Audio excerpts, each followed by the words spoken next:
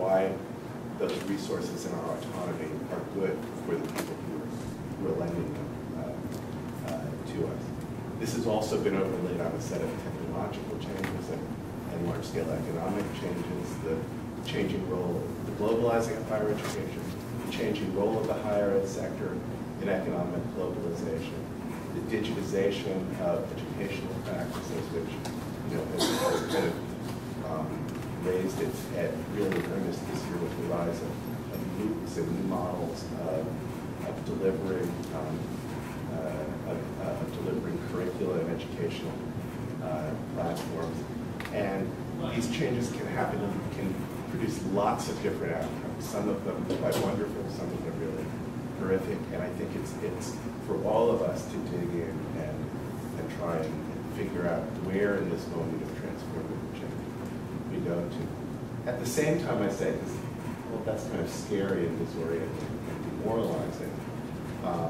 One of the important lessons of this moment is that we have now 20 years of extraordinary educational creativity, of which the emergence of the academic civic engagement is one of the really important strands, but not the only one.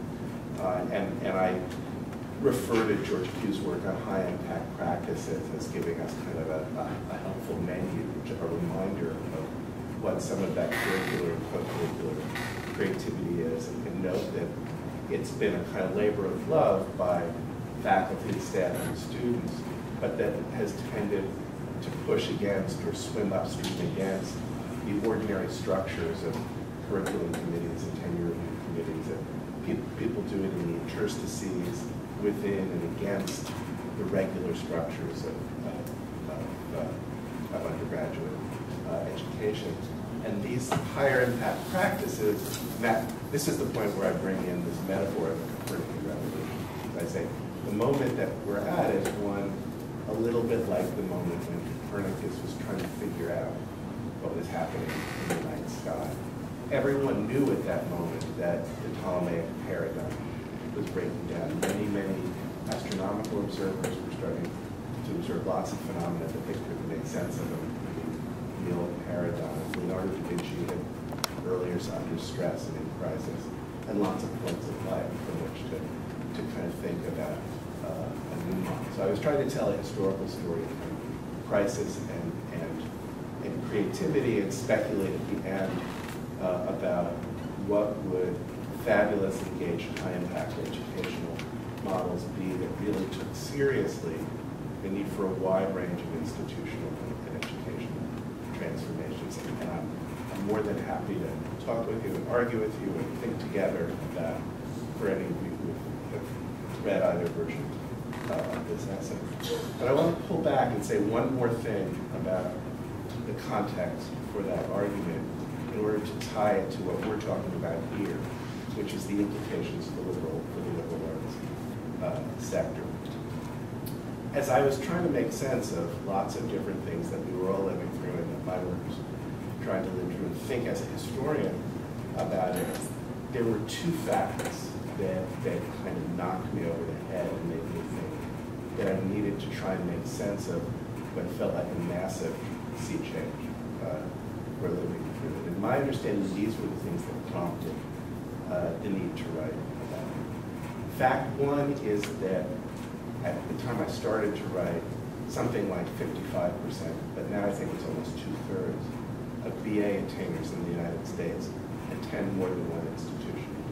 So even the word transfer does not capture that, because that assumes the normality of staying where you are. But institution changing is actually the normal experience of American undergraduates. And fact two is that well over half of the credits that those BA attainers take are taught by non-tenure stream faculty. Not only not tenured faculty, non-tenure stream faculty, sometimes adjuncts, sometimes full-time faculty with secure jobs, but not in tenure stream. So the infrastructure of student art has changed dramatically, and the composition of the professoriate has changed dramatically.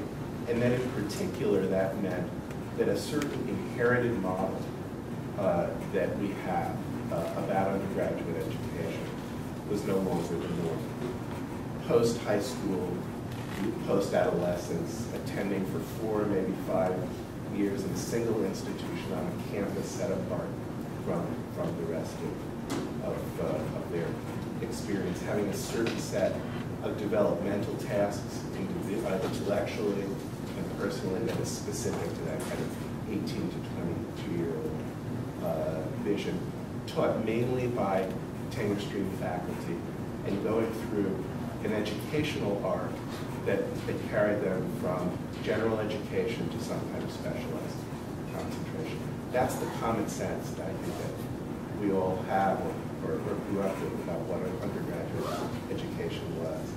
And what prompted my writing this is, and I will say that for those of us, and probably that's many or all in this room, who have been reformers and crusaders to do new things, to do these high-impact practices in civic engagement, or global learning, or course communities, or freshman seminars, or whatever it happened to be, we saw ourselves as trying to dislodge an orthodoxy that got in the way of what we thought a good education, but that was very secure and robust in that model.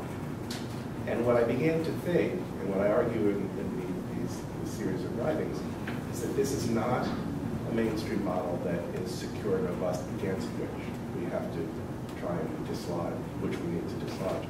It's actually an exhausted and coming apart model, which will willy-nilly be replaced by something else in this moment of change that we're in. Some of those potential pathways are instrumental and economistic, and we don't want them. Some of them can reanimate the things that we're really committed to through these high-impact practices.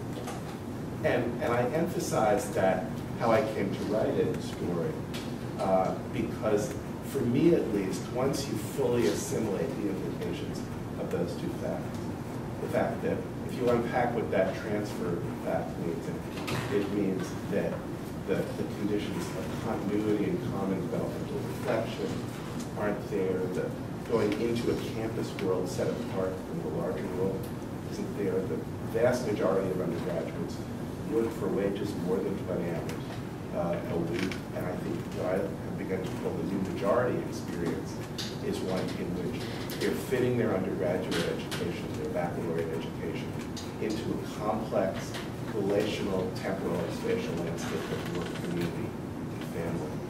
That landscape pulls apart all those assumptions, but opens up some really important new education opportunities. So, the reason why this discussion felt really interesting is that for all of that large-scale historical argument, just assume that it's something like a pretty good analysis of the current moment. It remains true that the liberal arts sector is probably the sector where that established model is still most robust and can deliver its good and its goods to undergraduates.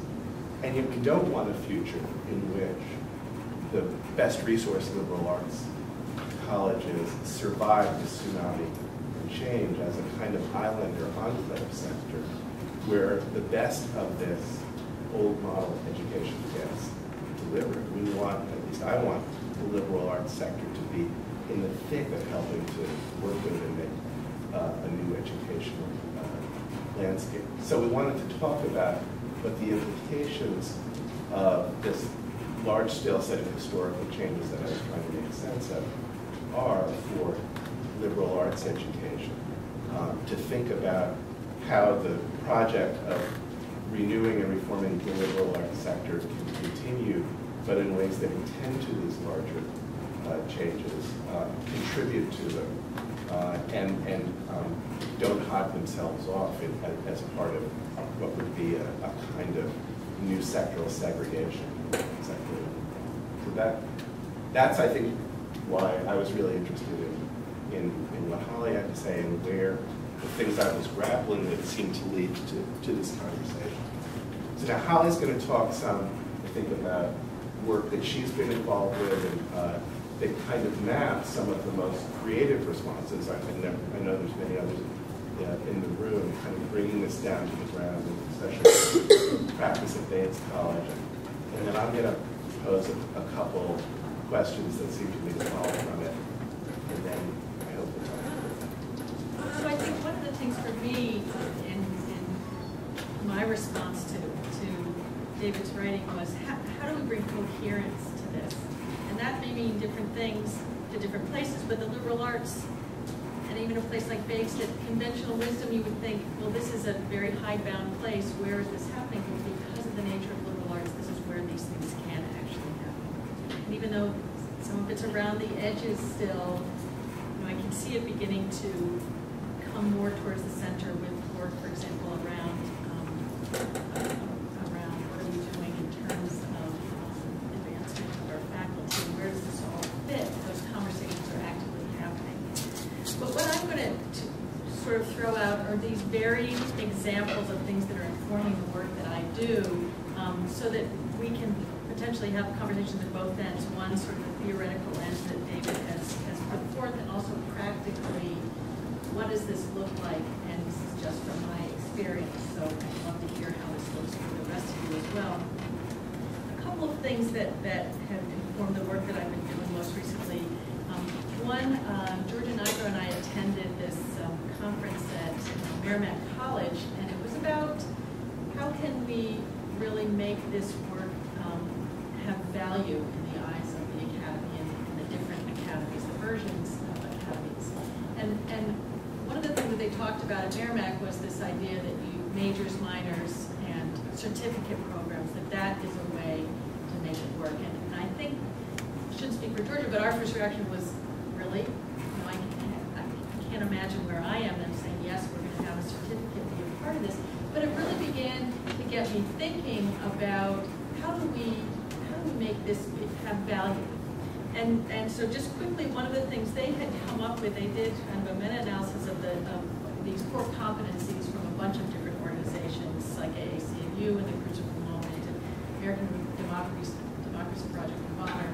And they came up with something that looked at all of these different strands and said, well, let's at least have some kind of a common core of work that we can speak with each other about. And so I just suggest that as something to look at and see what they've done there with that, so that we say, okay, if this work is going to have value, we need to be able to speak about it in a way that's valuable to others, especially within our own institutions.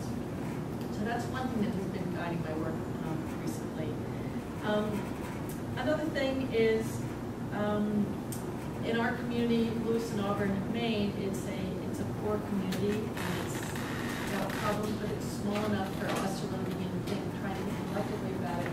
And there's something called collective impact that I've become interested in working.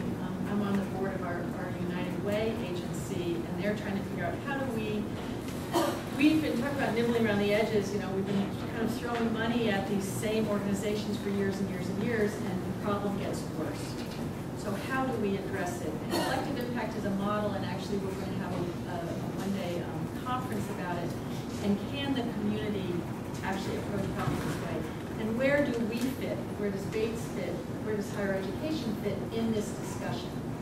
So that it's not something that we have thought of, either Bates. It's something that the community realizes needs to change, and we need to be a part of that discussion. I need to be at that meeting, and I need to be able to think collectively with how Bates can be a part of this different way of thinking about these very challenging, intractable issues in the community. I told you I was going to throw a bunch of different very things at you. Another example I want to talk about is the first-year seminar of high impact practice. There's a first-year seminar that's being taught in second year by a community practitioner who works in our community and runs a collaborative that brings together the 4 different colleges that we have in Lewiston, Bates, private arts college, a branch of the State University, a community college, and then also Kaplan University, which is a hereditary for-profit college. And it's a clunky, chunky relationship.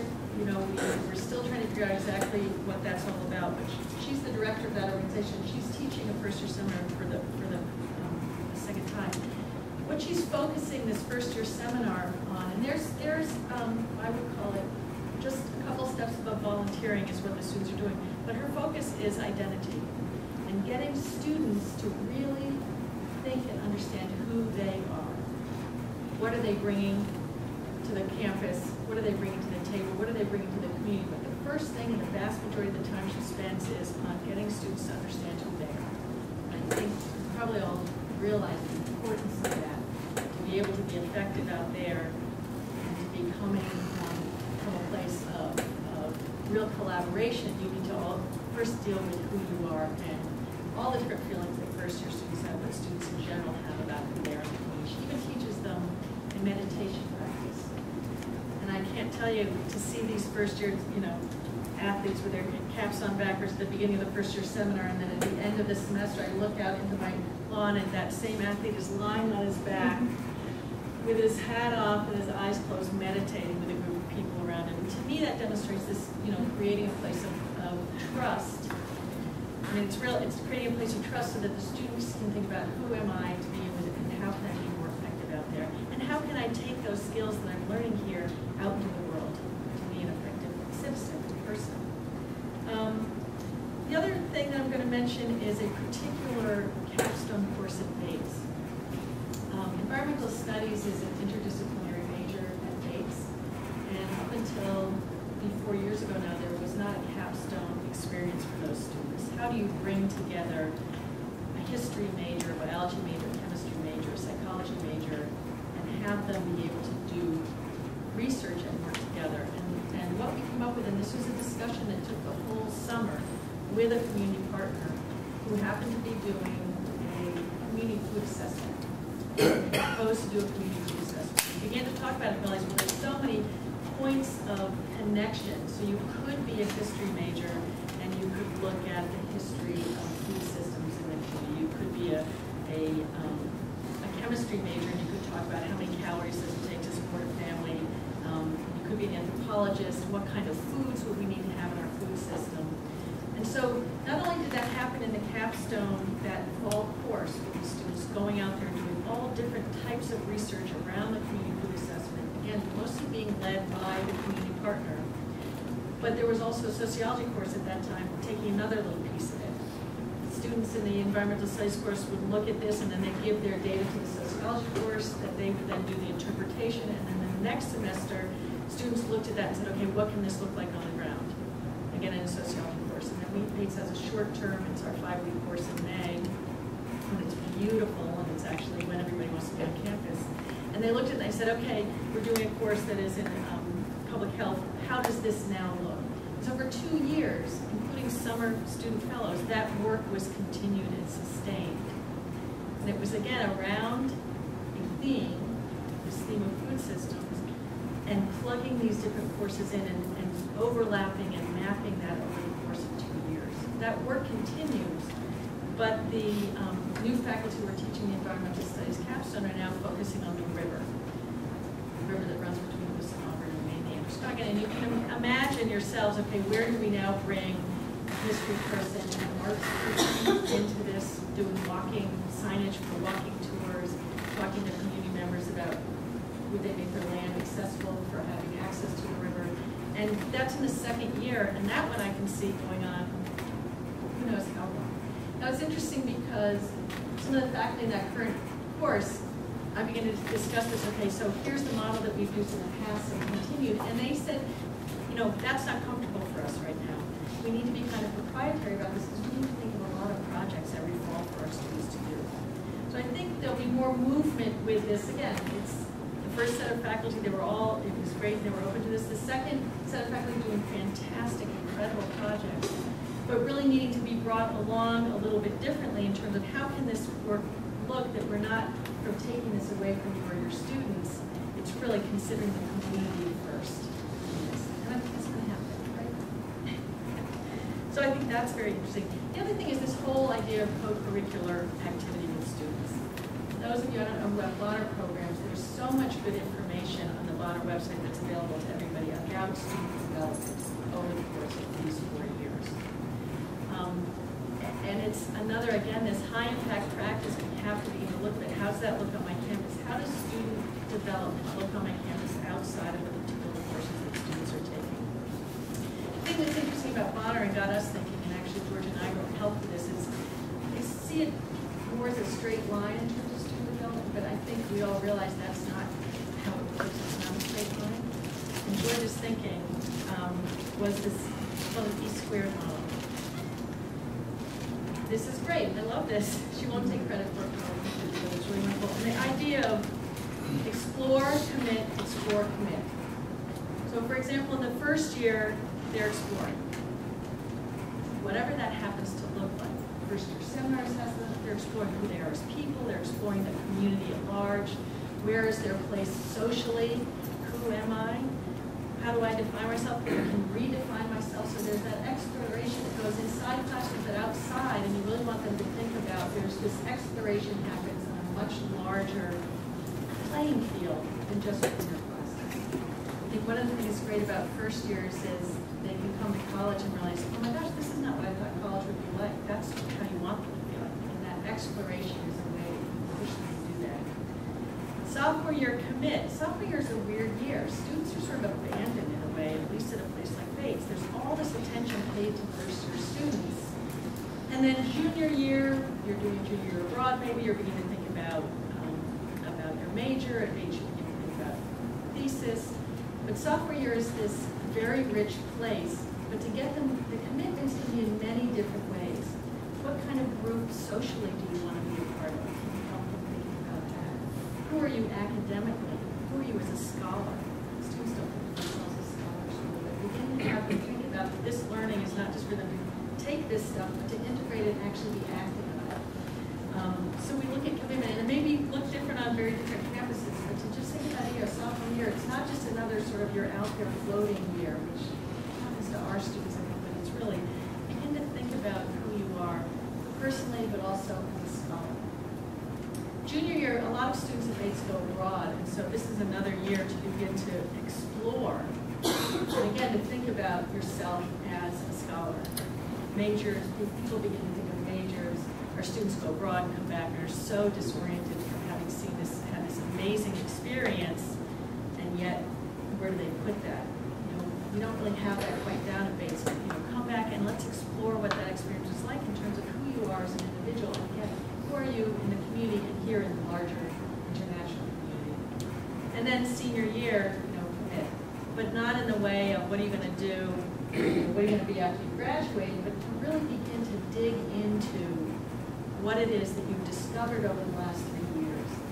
Where does it place you both as a person in the Bates community or in the college community, in the larger community, and also in the world? And how do we help them to do that? I think a lot of people, students, parents, think of senior year as that it's really closed down.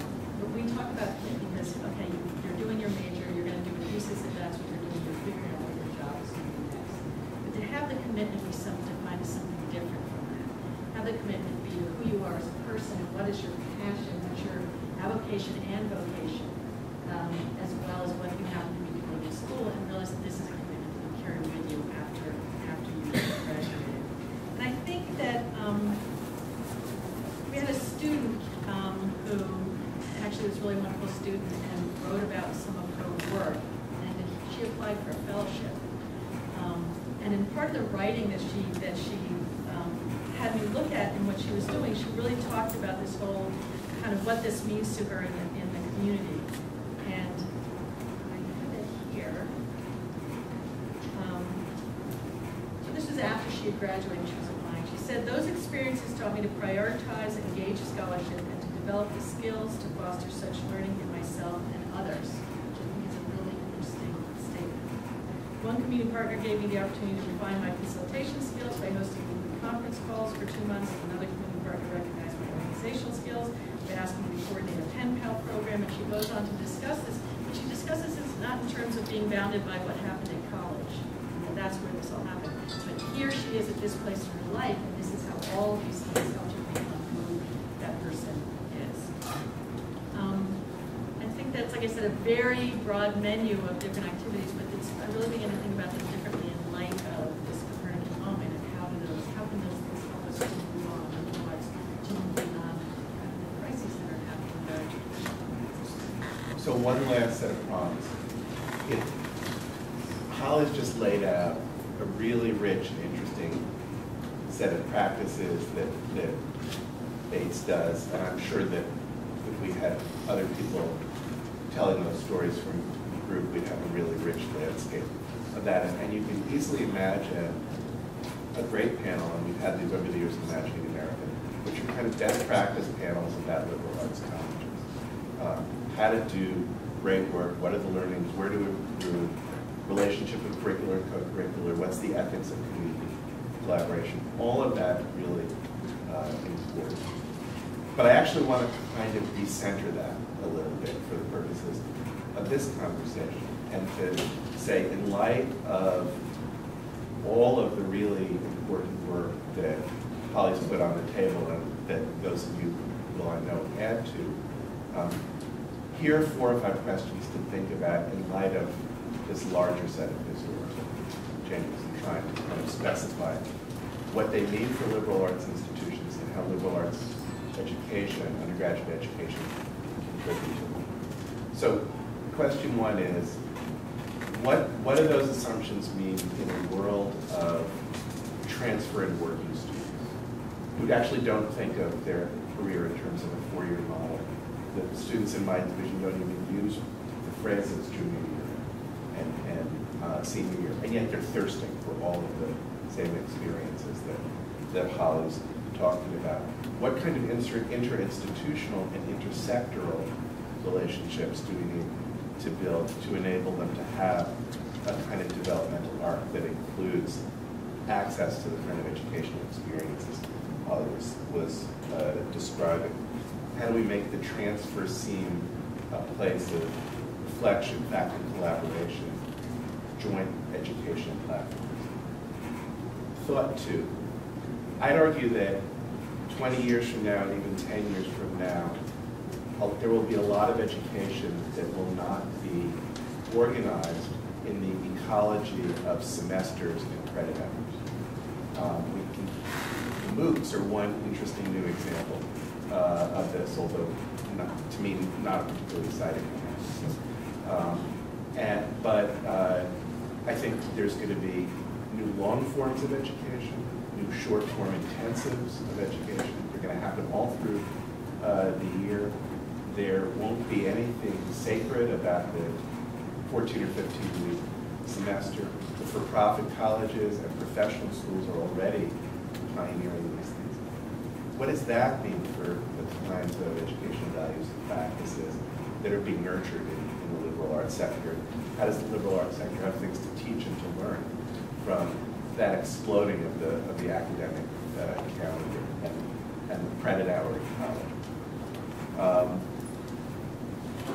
Prompt 3, how do we think about online and digitized learning ethics? Not just online courses, but the use of new digital media for convening educational communities and communities of learning and practice. There's a ton of really interesting experimentation happening, including in the liberal arts sector, but it's still, at least to my eye, pretty ad hoc and localized, and we need to kind of glean it and harvest it, and actually including developing new models of what's sometimes called the flipped classroom and translocal classes, and that's going to mean liberal arts institutions collaborating with each other, with non-educational institutions, and with other educational sectors in new ways. It may well be that the very best way to do introduction to economics is in a huge global MOOC with local meetups where people are tussling. I'm not sure if that's the right model. Those are the questions that we have to answer. So I think online and digital is another thing that we have to think with about the kinds of values and practices and innovations that Holly was describing and that you all could contribute to. Point 4 is, how do we really take seriously our students' work lives and debt lives as intrinsic to their educational experience? I teach a class that I'll tell you about in a minute, where one of my very best and creative students, and these are all adult non-traditional undergraduates.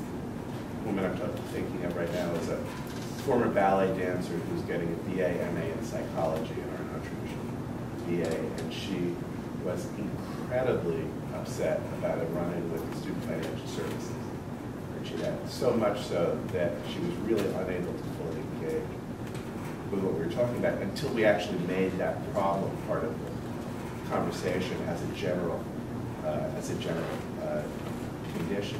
So, and I speak to this in the talks. I think all of us, and certainly myself included, have tended to polarize civic and community commitments from taking seriously the economic needs and aspirations of our students.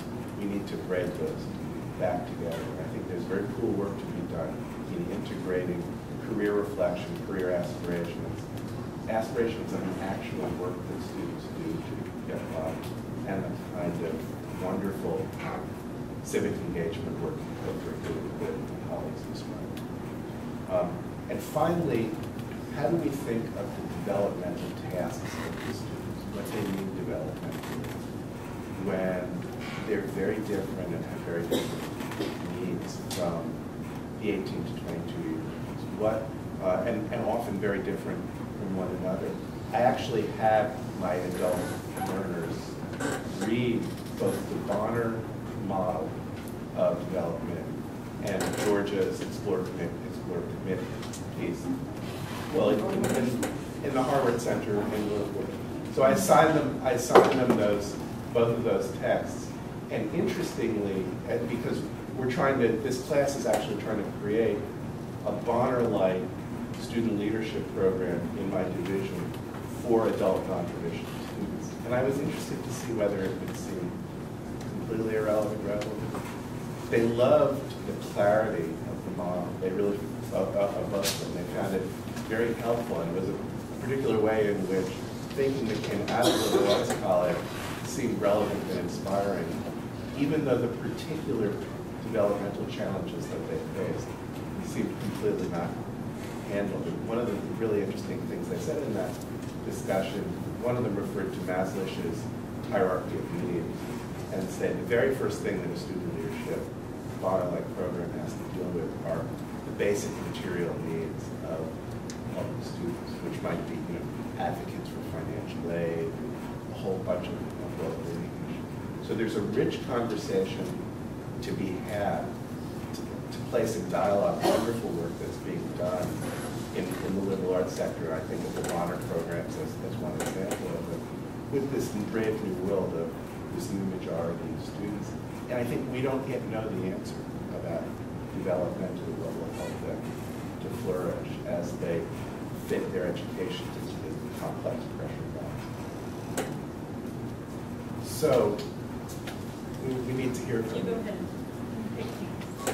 Julie, and then in the back, and then up to Dorothy. Well, I just wanted to pick up on your reference to this class you're teaching, where I met one of these students on the site visit yesterday before you gave me some of the context, and this is the second example I've run into lately about a sort of institutional leader actually finding a way to convene students to be co-designers of the program that they need. And the other example, as I mentioned, was the one that was created by Ismail Ahmed, who's done amazing things, but who is currently Associate Provost for Community Partnerships Engagement at University of Michigan Dearborn. And they had an honors program at University of Michigan Dearborn, but it was for first-year students. It was for freshmen, right? And for transfer students from community colleges, there was no honors program. And so he got, 13, transferring students from community college and said, can you design a program that would serve you, but as long as it has a portfolio element, a strong emphasis on diversity and engagement, have at it. And so I think the sense that we can't sit around and do this, we need to be partnering with students who are much more likely to be closer to us in age and a sort of adultness. Just a footnote to Julie's comment, so we launched this thing we call the Public Engagement Fellows, which is frankly inspired by the Bates College effort to develop a Bonner program, which many of you have your own versions of. And the first group of fellows who I teach in a seminar, and we gave the task of designing the fellowship district. So that's this year's task. We have some some key ideas, but we need them as collaborators.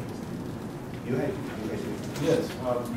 I'm from the College of New Jersey, and we have a honor program, and I'm in the School of Arts and Communications. I'm assistant dean there, but I have been in the music faculty for years.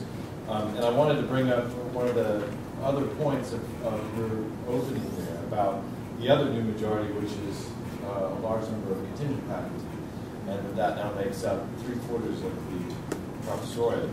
And I think it's one piece of addressing some of the other questions that you just mentioned.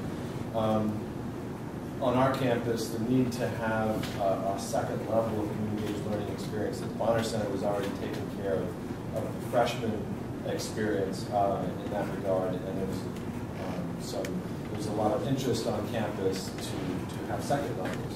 And we didn't have anything like that in the Arts and Communications line, and I began to develop a course called Arts and Community to do that. But in developing curricula for that and engagement, one of the things we did was start to involve teaching artists that were already active in the community.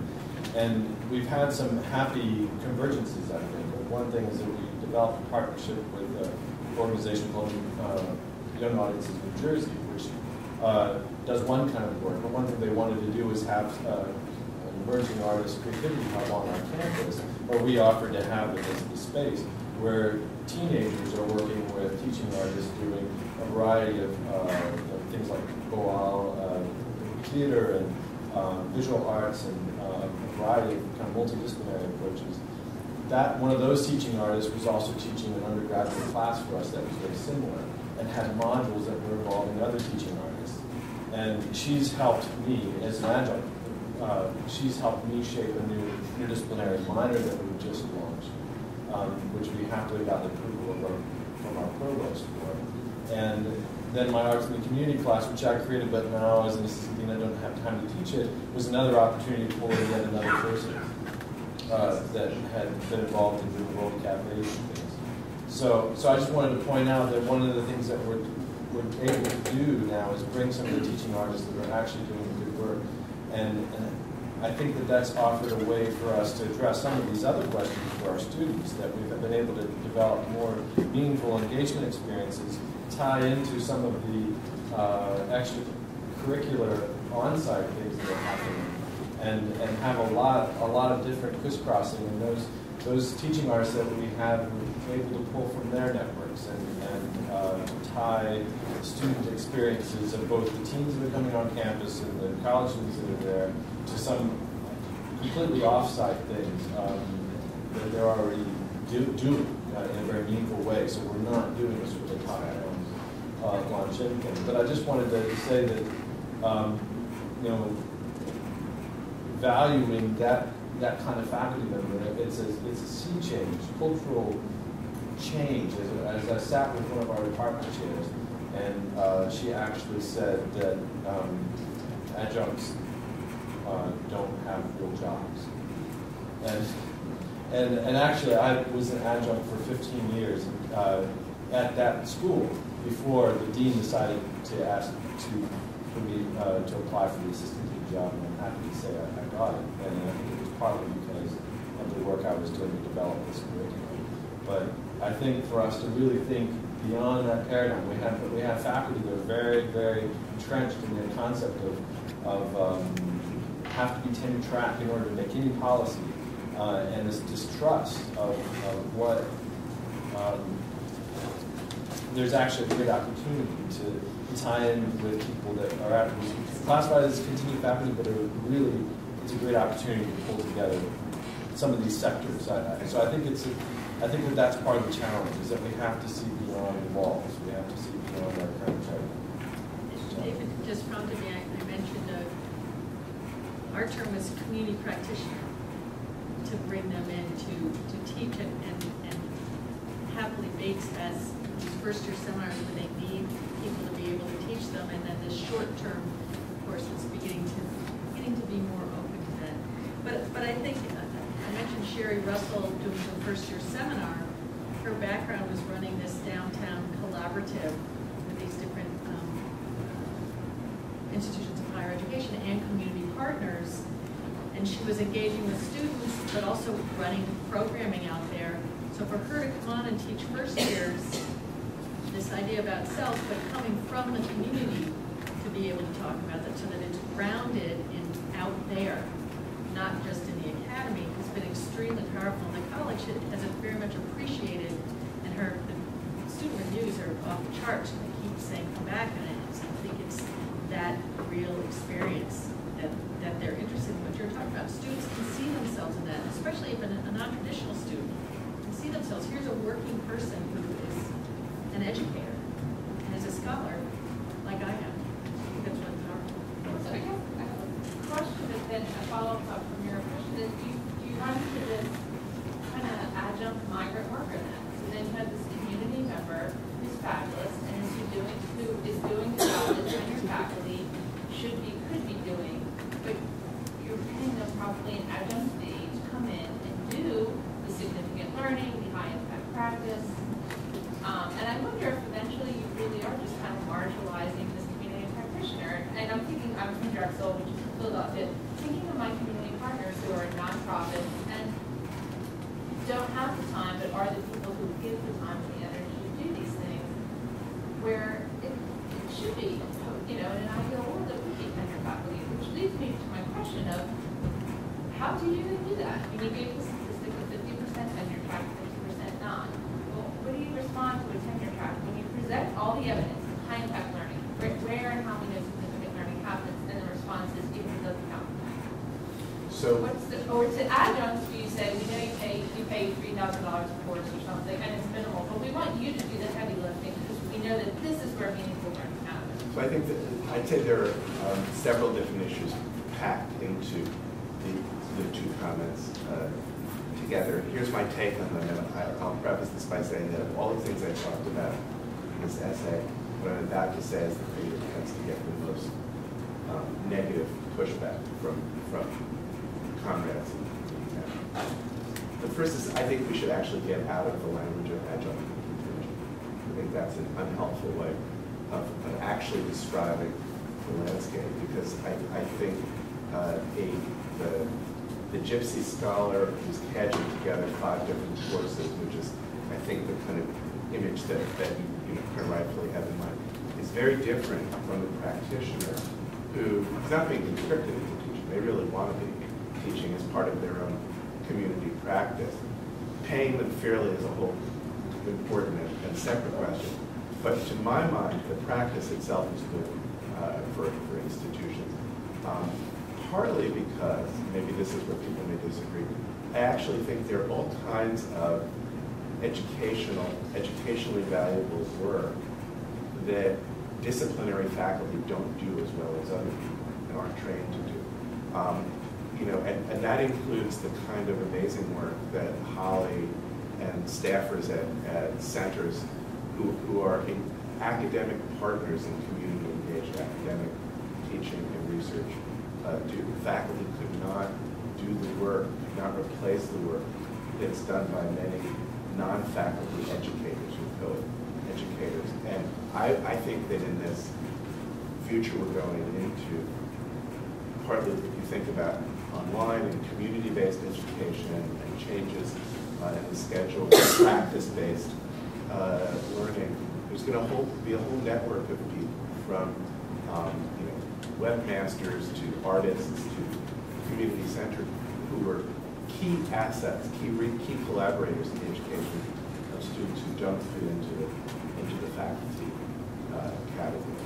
So that's one controversial thought. One controversial thought too is that whether we like it or not, and I actually think there are good arguments for and against this, I think the best possible future for the professoriate in 20 years will be one in which the majority are full-time, stably employed contract faculty.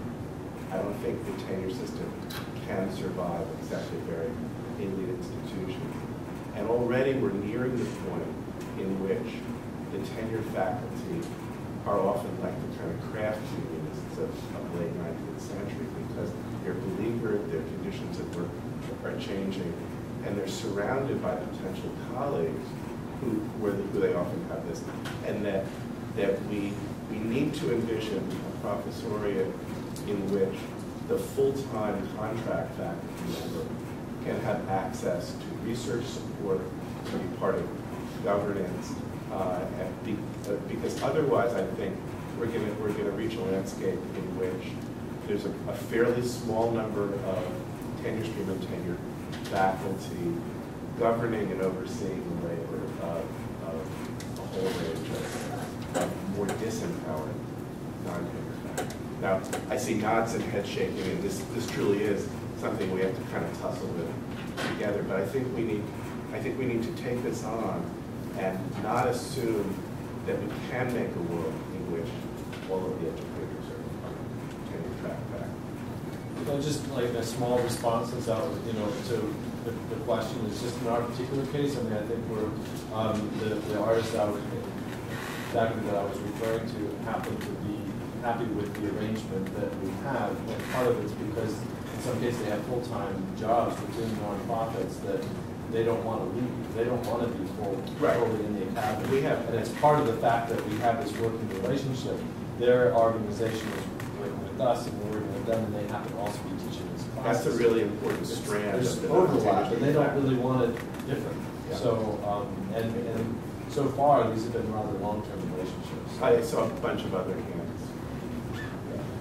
This isn't political, but I'm still thinking about. Can you speak up? I'm still thinking about the terrifying point you made earlier with people concerned that it's getting deeper for me now. When you're talking about the potential for liberal arts colleges to become these little elite bastions that keep doing traditional education while everyone else faces the higher education faces these realities that I believe with your company and are already running.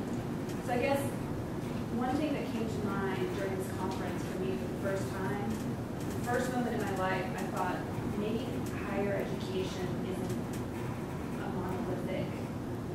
We all talk about corporate America. Well, there's a lot of different practices in corporate America. And obviously the landscape of the higher education community, we're hearing it in here today.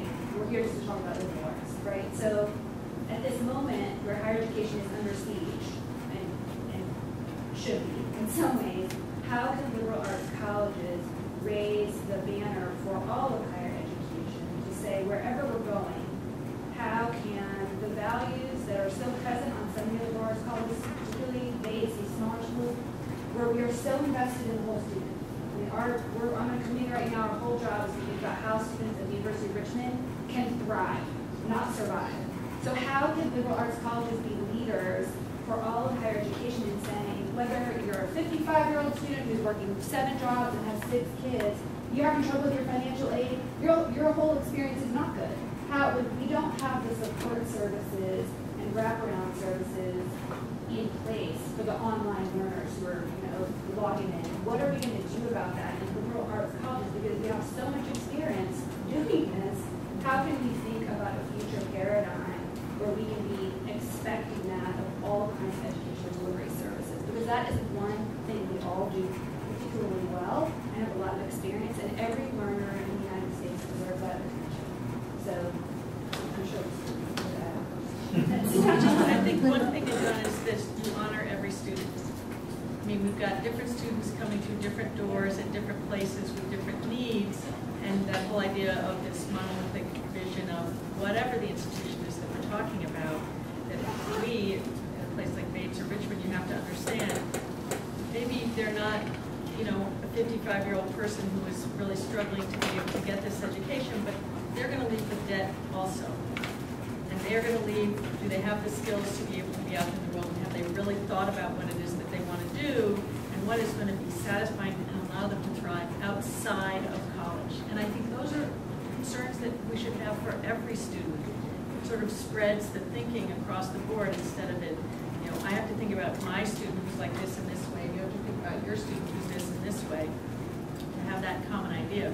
This idea of thriving, which is sort of a buzzword, but important. How do we get them to, everybody, all of us, to thrive as we continue forward outside of whatever the education is and how you decide to define it? I don't know what the answer is, but. I have a model that we have built. Can you speak up? Oh, sure.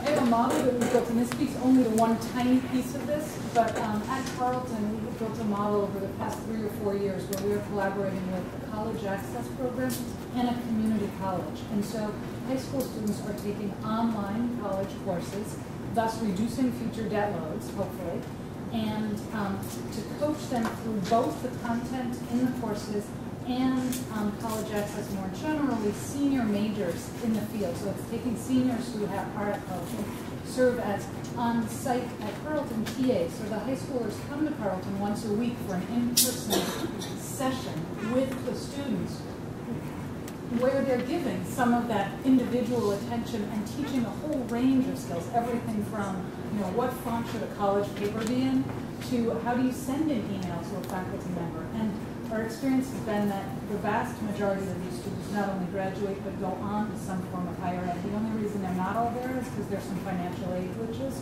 Otherwise, it's a 100% on out of a youth college at risk. So I think that's one model that we would love to see more. We would love to spread. We would love to work with more. But that is taking some of the gifts that we've given those of us who are at liberal arts colleges and asking them to share that, and we find that it really enriches the lives of the college students as well, and often changes where they think they're heading with their lives. I want a quick piggyback on both of your comments. First of all, I think the language about the whole student is really important, and I think that's what my older students were responding to in the Bonner blueprint, even as they were conscious that what being a whole student meant for them was different. So I think that's really helpful. I think the Carleton story that you told has large implications for us, because I think this gets back to what I was saying about there's some really important educational work that traditional disciplinary faculty are not the best people for.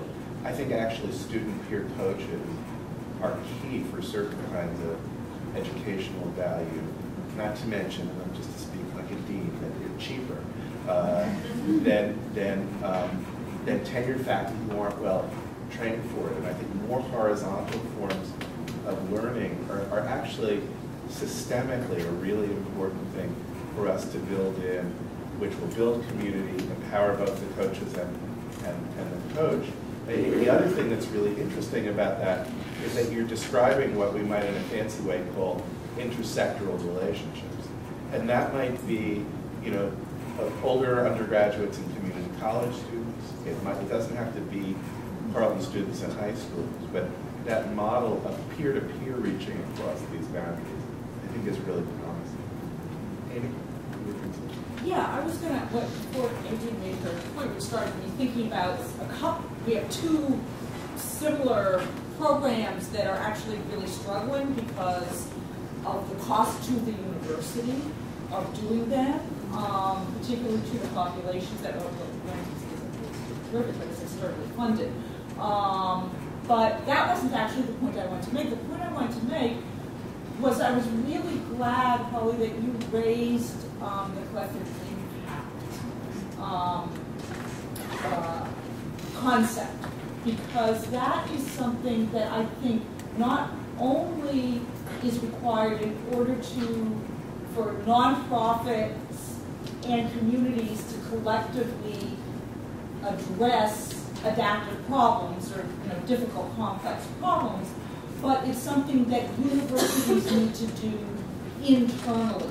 I don't think that, the collective impact to work, there needs to be a shared agenda, there needs to be shared metrics, there needs to be an infrastructure to support collaboration, and a couple other things.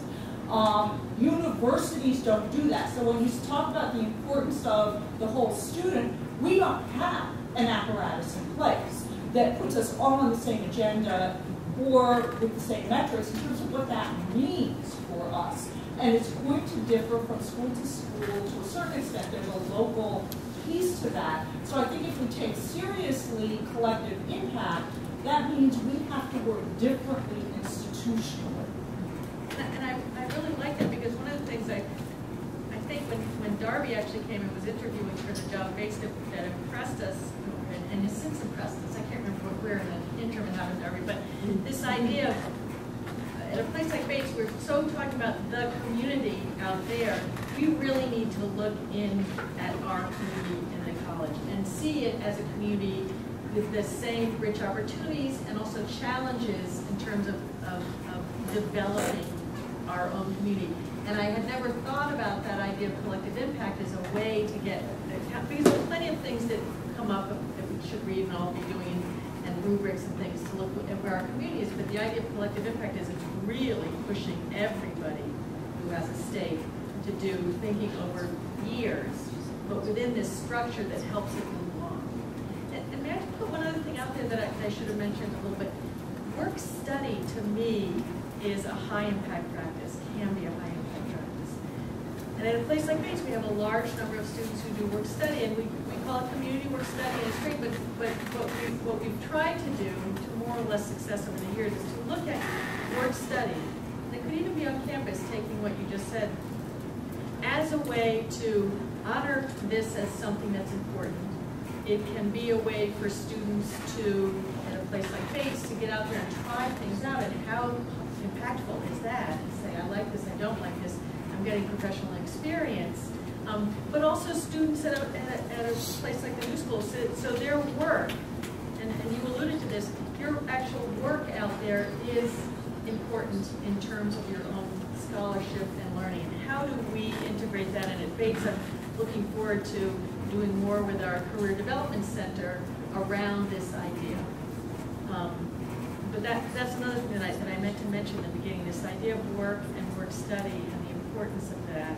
And I'm looking forward to us at Bates doing more around that. So let me just piggyback one more comment on top of that, which I totally, I mean, all aspects of what you do are just things, right? But this is about the work thing.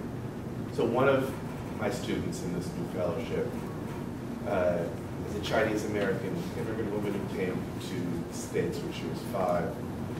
Parents owned a laundrette in the city. I think she's in her upper 20s. When she was in her lower 20s, she started her own swimsuit design business, which still chugs along, and she pays the rent working for a pharmaceutical assay firm. She does pharmaceutical assay testing for companies, and she decided she wanted to come back and get her BA. So she is facing in that, living that narrative, exactly the same issues of continuity, aspiration, fitting work and study together that the transfer experience makes students face. How do I fit the different complicated, jagged parts of my life together? So the kinds of issues about reflective practice that we would want ideally to develop in response to the transfer experience. How does your experience in community college relate to your experience in Bates? Is exactly like the kind of self-authoring that people need to do in an economy that they're managing. They're no longer living a single trajectory into some sort of profession. We can solve, we can honor both of those sets of needs through the same kinds of education. I just wanted to follow up on what you said about work studies. Also, graduate level research assistants. I'm in an administrative position, and I've had graduate research assistants assigned to me for a long time, and I've written many recommendations for many different things, from fellowships to positions as, a PhD administrator, and overseeing their work, and they've worked with me on faculty projects. They've worked, they've done horrible, work that administrators do. They've sort of seen another side of academia, and it's been really great for them, and a lot of them sort of have a different perspective on roles that they could play in the academy as a result of being RAs. And to make sure we honor that work in some way. The other thing we might be able to kind of de-center is the bright light, or the bright line that we kind of established between people who are students and graduated.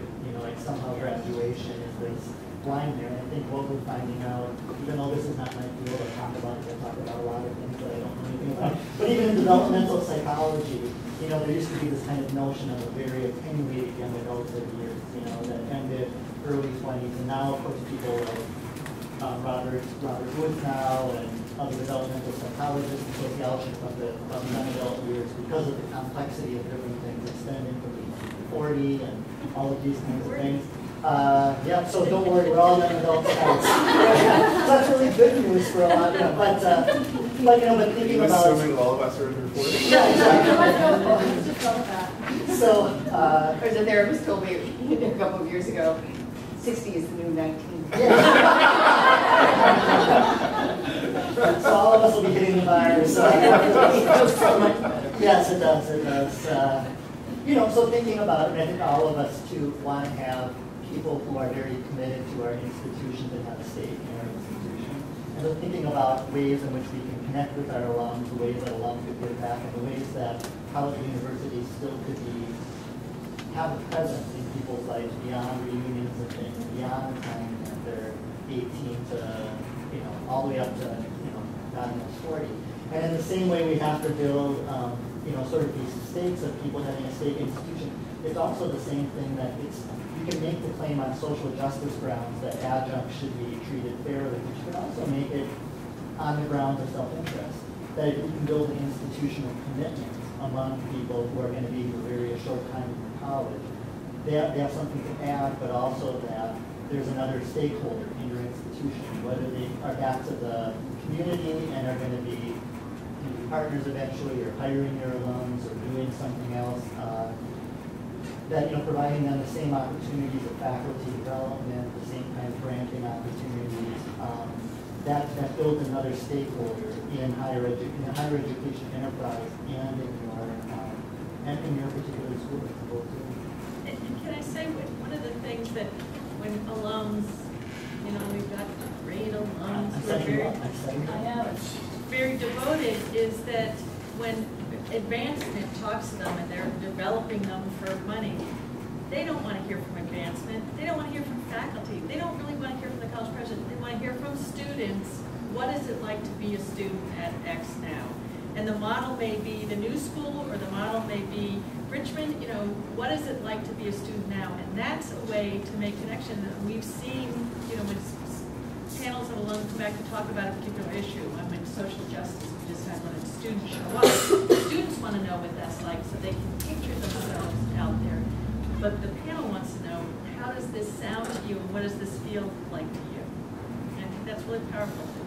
Segue to citizen alum. Yes, I have to say, I didn't pay Paul to say this, because I have flyers for tomorrow's session on citizen alum, doers, not just donors, and National Program. We now have 22 institutions. What would civic engagement look like in the fourth dimension, which is real time of people's lives, not with the cash nexus? And so we'll have people from some of those campuses talking about it. If you can't make the session where, you know, sneak your brown, you know, your box lunch into our little luncheon networking session. I have flyers. Over here in the I was going to say, I think the other set of things that this changing model is going to impact is notions of prestige and how those fit in as, you know, I'm at Stonehill College, and you know, literally I think you could hear the shouts emerging from the administration building when we wrote, you know, the top 100 liberal arts schools. This was, you know, very exciting, but we're in an institution where we punch those numbers, the number of faculties that have PhD, because that's factored into U.S. News and World Report's, you know, ranking of colleges, and we think about numbers and how, you know, how high impact practices are going to, you know, influence all these factors and how our prestige is managed. And I think, you know, that's something else that is going to have to change as we, you know, change this model as this model. And my own read, I mean, I think we all were trying to figure this out together. My own read is that there are contradictory forces. In other words, in a world in which you know, the givenness of old status hierarchies is breaking down, things like kind of market information like U.S. News and World Report becomes a proxy for that on the one hand. But on the other, I think there's, you know, if you think of what happened to the press over the last 10 years, the part of that story was the unforeseen emergence of whole new forms of journalism that weren't captured by old status. And I think that is also happening now. Again, in ways that we don't know yet how it's going to play out. Sylvia? Well, that's exactly a segue to what I wanted to say, which is just to be bold and blunt, I'm so excited about the dissolution of the old paradigms. I mean, there's a doom and gloom sometimes when you talk about the Copernican moment. Not you, but when we digest it and process it and think about its weight, and spoken as someone who isn't on the tenure track and doesn't want to be, I am thrilled at the opportunities before us. And just to name one in particular, or maybe two in particular, in the response to your questions, what does the explosion of the credit hour ecology mean for liberal arts colleges?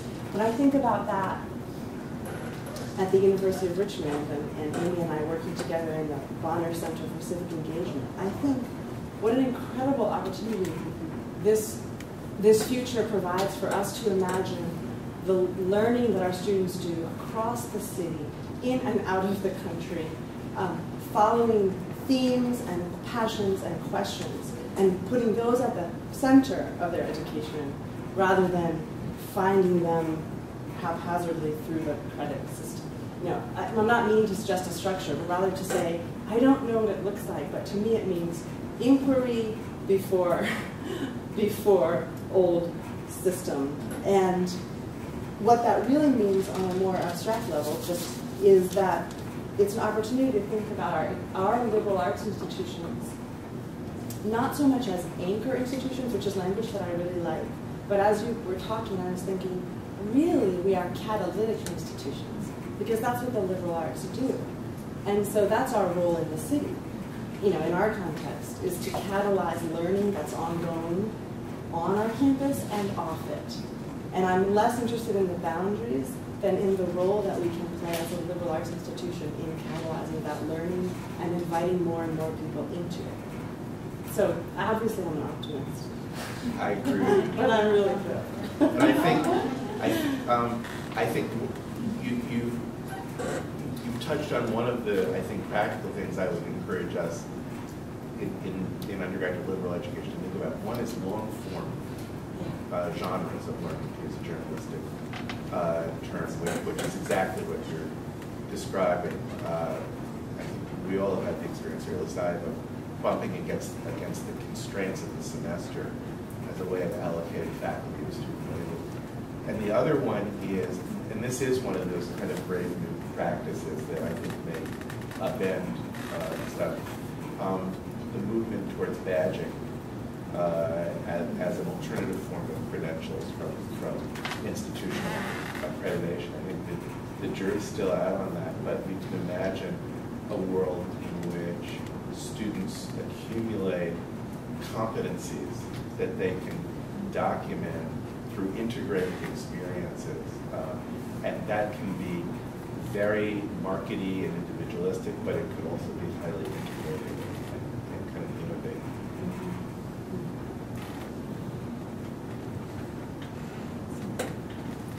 On the idea of badges, and to bring back that we were talking about earlier about the digital future, I'm imagining that that's one of the double-edged swords, and you're seeing MOOCs as maybe not the kind of best and call for liberal arts education, but what are the good things that will come out of digital tools for the liberal arts? Do you have good examples of how technology is being used in a way that will forward the mission?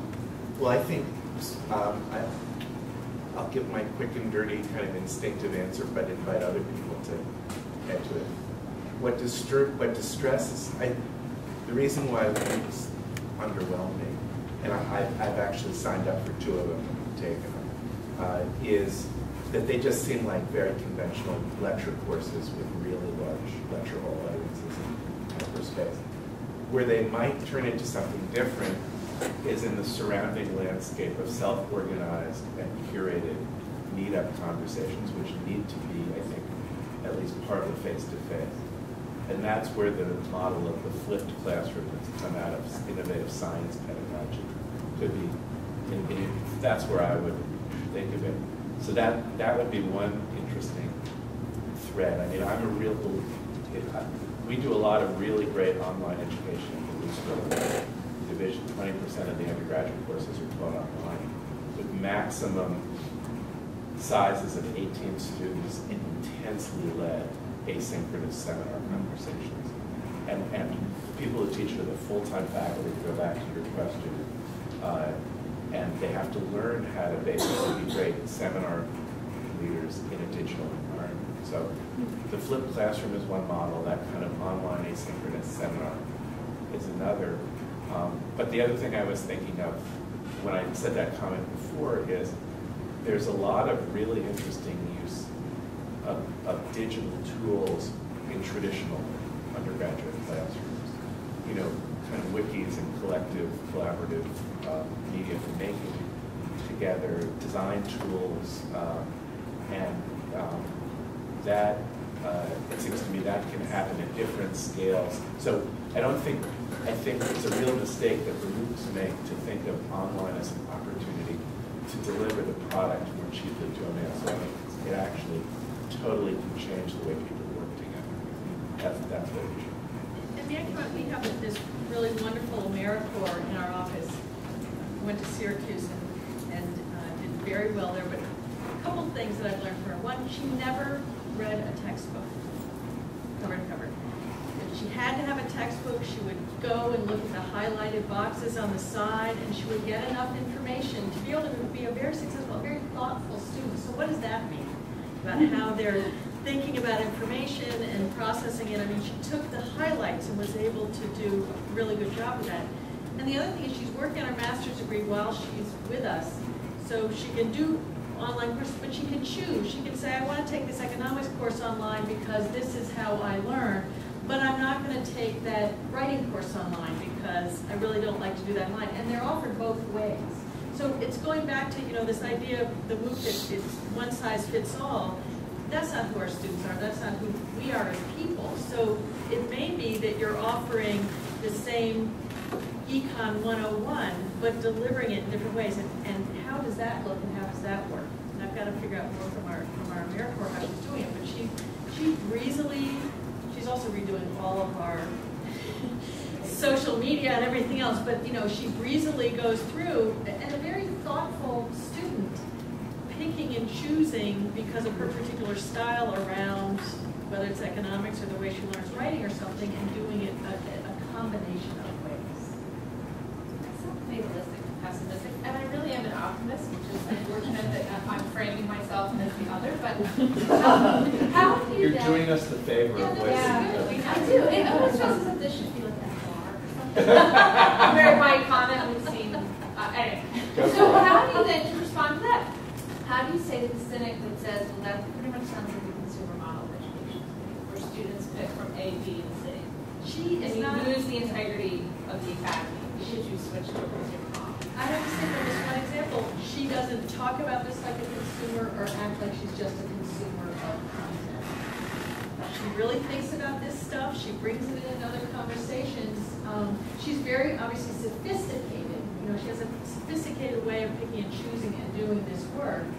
And maybe some of it is consumption. That Econ 101 class, yuck, she hated it. She never wanted to be in class with it. So let me just get this stuff online. Maybe that's more of a consumption model. But this writing thing that she's doing, she really enjoys it because of the way that she can take her time before responding as she would in class.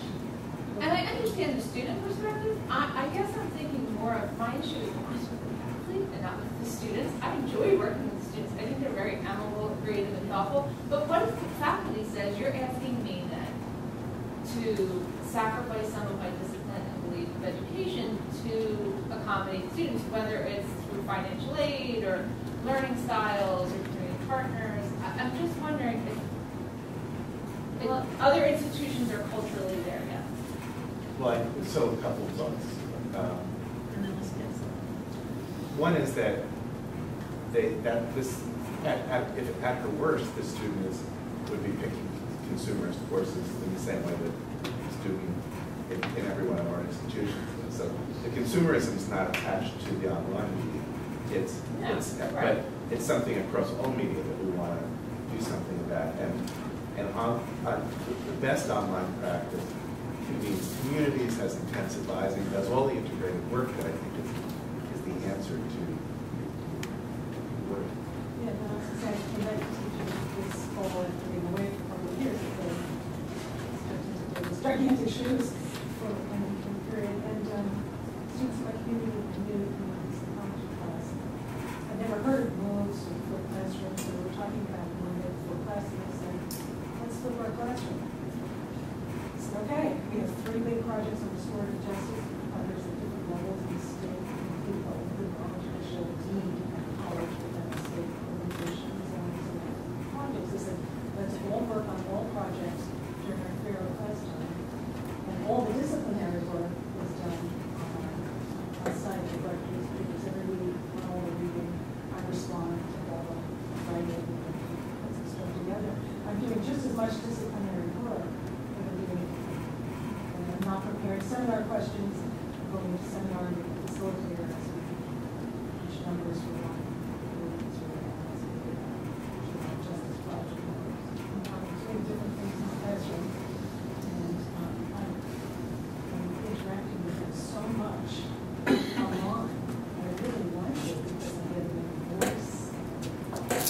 There's idiosyncrasies for finding out who's coming out of this angle, that angle, which I can get online and in the classroom and respond so fast that I don't really feel able to know them as well. So I'm enjoying it. Oh, I love it. I just think, how do you get faculty buy-in? Is it just something They don't have a choice to mention. the hard? Well, yeah. But also they hear the joy that you just heard, right? So, I mean, that's To me, that's the answer. Light Grassroots. comes out. People are like, I want a piece of that. And then when we were consumers, they just said, let's try it. I mean, they didn't even know about it. One student did because her uncle's brother or somebody works for one of Coursera, one of those companies, and she knew a little bit. But most people knew nothing. They just said, this sounds cool, let's try it. Amy, you want to get in? There are too many optimists in this room.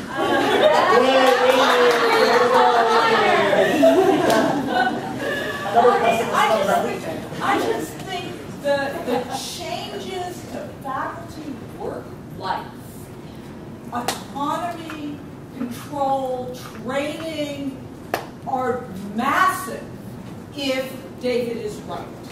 And those changes never happen without blood and teeth on the floor. I mean, just historically, there are winners Don't and beat losers. around the bush, Amy. What There are winners and losers. I mean, what I want to know is how do we navigate that? Because there are so many landmines. There's the contingent faculty versus the tenured faculty. That battle. There's the face-to-face versus distance. There's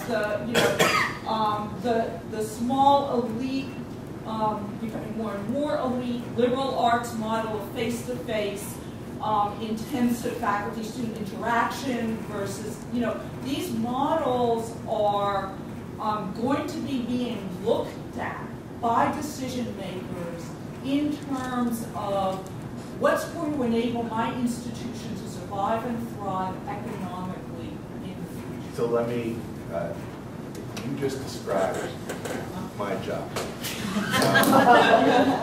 And let me tell you what at its best, I think, describes yourself. First of all, I think it's really, it's just inspiring to listen to Georgia Stewart. And I'm going to brag about my friend in college. She's an incredibly inspiring teacher, distinguished scholar, has every reason not to be shaken off 25, 30 years of great practice as a faculty of great days. And I think that's a model for a kind of leaning into new experimentation that we need to take inspiration. I think the second point is that, and this connects Georgia's story to Sylvia Gale's optimism, is you have to always include what's exciting and cool about it. I think the third point is, and this is where the hard balancing comes in, you have to say to people, there's no, staying where you think we were is not an option. If you think the choice is between the academy you think you grew up in and something new, that's not it. It's between a future that we make or a future that happens to us. And you're right, it's terrifying. It's going to be change. I don't know that there needs to be blood and teeth on the floor, but there's fear and anxiety all over the place. And the hardest part is to get people to say, you've got to let go, come in and let's do this. Because like the thing I said about full-time contract faculty, if you're going to die in battle to fight every single administrative proposal to hire the next faculty person on contract rather than on tenure, then it's just going to be this rearguard action. And if you say, let's make a faculty culture that's innovative, that supports intellectual vibrancy and research under these new conditions, we're not going to get everything we like. You may not get a whole bunch of things that you like that I like, and vice versa. And you have to keep working that. But I think the main thing is to convince faculty that standing still is not an option, that the world is changing, and that actually the image that they have of an academy from time immemorial that enshrined these values is a historical fiction. It's always been changing. They grew up into a certain academy that was different from the academy 20 years before. And so be agents in history. I just as a student who's online classes, I love them so much. Sorry, who love what? I love online classes, and the teachers that I've taken them with, I've grown so personally close with because like we had Facebook going, we had e-illumination, I think that's what it's called, where it's kind of like a Skype almost, where you're face-to-face with them. I took a writing class and I took a math class, and I loved it, and I totally agree that you get a different side of people because they feel more comfortable around the computer talking to you, and so the people in class who not normally raise their hand would go all out. Yes, you're an undergraduate or graduate student? Undergraduate. That's great. Yours is. Sorry, someone who hasn't had a chance to talk first. Okay, so I represent the radical, loud undergraduate student. I'm from Wagner College, and I am now an administrator. So I've been told by all the faculty I've crossed over. And in my undergraduate, a month before I graduated, I said to our president, for those of you who know Richard Rossi, he's pretty open and really into partnership work. This is his thing. And I said, I love what we're doing in the Port Richmond Partnership. We have this very close relationship with the community, but we're not doing it right. In fact, the deep learning isn't there because the faculty have no idea what they're doing. And it was really simply because, I had a faculty member who I admire tremendously and deeply loved, and she's changed my life, say, I know this work is important, but I really don't understand it, to our class, right? So sending us into the community with this message that, I'm doing this because I've heard it's important, but not knowing how to do it, so we're going to learn this together, was a good message, but it's also the wrong message because it was a mixed group of students from seniors to first year. And I really took a role as a senior in this class. And then, a month before I left, because I love Wagner, I said to my administrators, this isn't working. And I was offered a fellowship. Now, I'm a teacher by trade, right? So I want to be a K-12 teacher, probably high school now. And I said, this is the opposite of what I want to do, stay at Wagner another year. I'm ready to move on, I'm so excited. I took the fellowship, I just decided to study partnership work and how they interact with high schools, and how we can really support our community. And the reason I shared that piece of the story is because I spent probably 50% of my time interviewing Wagner students and faculty about their work in this. And what I really found was that it didn't have to do with student buy-in. It didn't have to really even do with faculty buy-in. It was that faculty were just really afraid to say, I don't know how to do this work, and they needed support. But we didn't really know what that support was. Okay, well, now it's my third year, and I became the assistant director of this now center that we've expanded. We've created a position where we've created a distinguished faculty member who specifically supports faculty with pedagogical practices. That's literally working with their syllabus, going through, looking at these unique different ideas, teaching online, teaching whatever, and I support students in this work because so many of the students aren't comfortable. And I'm sharing that because part of it has to do with this future that happens to you. I mean, that is kind of the conversation that we're happening, and the optimists come up and are loving this, and there's no problem with the buy-in and them saying that we're having a problem. But then those ones who are really clinging to their disciplines, who don't want to get involved, they do have to eventually buy into this because the model is changing. I'm teaching a class at Wagner. I'm adjuncting in our education department. I have a mentor we're going through, and it scares the crap out of everybody in the room, right? And what I've done, because I've been able to really develop relationships because they were my faculty members, was go to my psychology professor who hates our partnership model, who thinks it's terrible, and say, your research on diet and eating is exactly what Project Hospitality is doing, and they really need some help developing their research initiatives, and those people in the community can be your participants. They can be the ones who are studying. Cool, that never made sense to me before. And like, really taking people who are in the field, who are really in these disciplines. Our history department is now studying the history of this community and just producing papers, right, about the Port Richmond community and the history of this community. It's their field, it's what they're interested in. So many of our students are moving into this kind of work, and it's not pulling them away from their traditions or their disciplines, and that really is where we're seeing conflict. So I guess really, having respect for those people who are, which is what I saw was starting to, we were losing our faculty meetings, and it was this idea of get on board or kind of get out.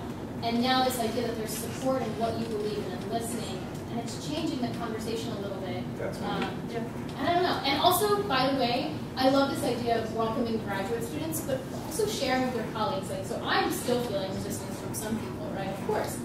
I went to Wagner, I stayed at Wagner, I'm studying the same thing I've been studying for 3 years, I'm just new to this conversation.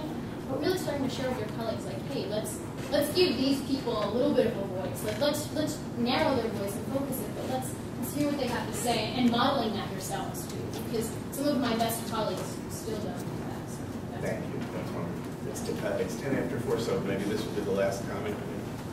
Oh, what I hear from the optimists is not pie in the sky dreaming, but trust. And I just want to thank everyone for that. It's trust in students and trust in peers and administration, and it's really wonderful to hear. I just want to thank you all. That's actually a wonderful way of reframing the optimism, pessimism, tension. Thank you all. This has been a great